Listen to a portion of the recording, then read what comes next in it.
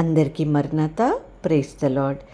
ఈరోజు దేవుడు మనకు అనుగ్రహిస్తున్న శ్రేష్టమైన వాగ్దానము.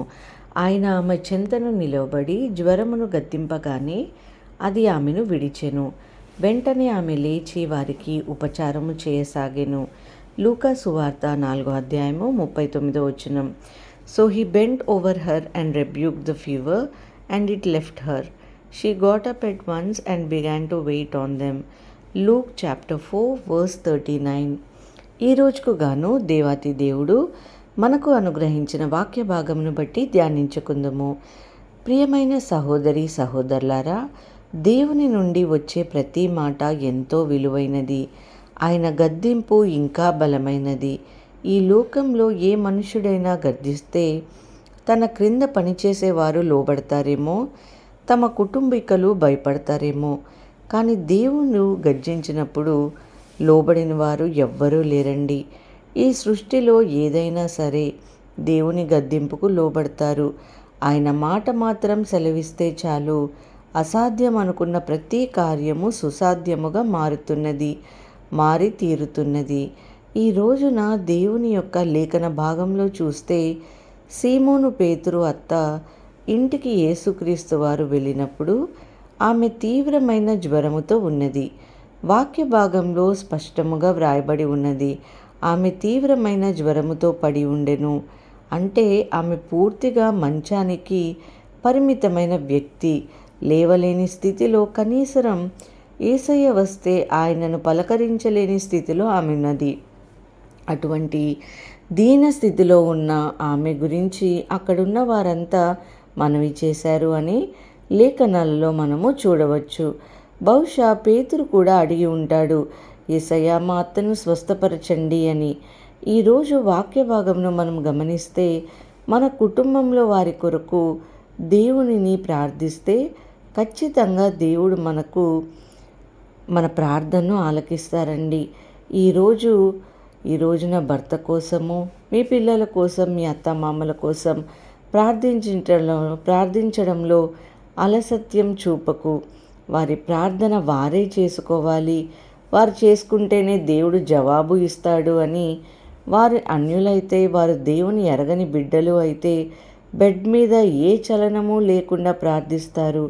అటువంటి వారి కోసం ప్రార్థిస్తే దేవుడు నీ ప్రార్థనను బట్టి వారిని తప్పక రక్షిస్తాడండి. వారిని గురించి ఏ ప్రార్థన అయితే చేస్తావో వాటిని దేవుడు వారికి అనుగ్రహిస్తాడు. అదే విధముగా సీమోను పేతురు అత్త విషయంలో జరిగిందైతే, ప్రియమైన సహోదరి సహోదరులారా, ఈ రోజున లేఖన భాగంలో మనం ఒక అద్భుతమైన విషయాన్ని గమనించవచ్చండి. ఎవరికైనా ఏదైనా అనారోగ్యం వస్తే అది వారికి తగ్గడానికి కొంత సమయం తీసుకుంటుంది.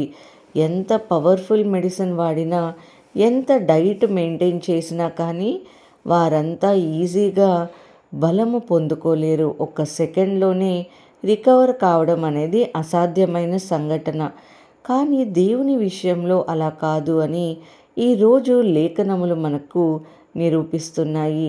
యేసయ్య ఎప్పుడైతే వారు ఆమెకు తీవ్రమైన జ్వరం వచ్చిందని చెప్పారో, ఆయన వెంటనే ఆమెకు దగ్గరగా వెళ్ళి నిలబడి జ్వరమును గద్దింపగానే అది ఆమెను విడిచి వెళ్ళెను అని మనము వాక్య భాగంలో గమనించవచ్చు.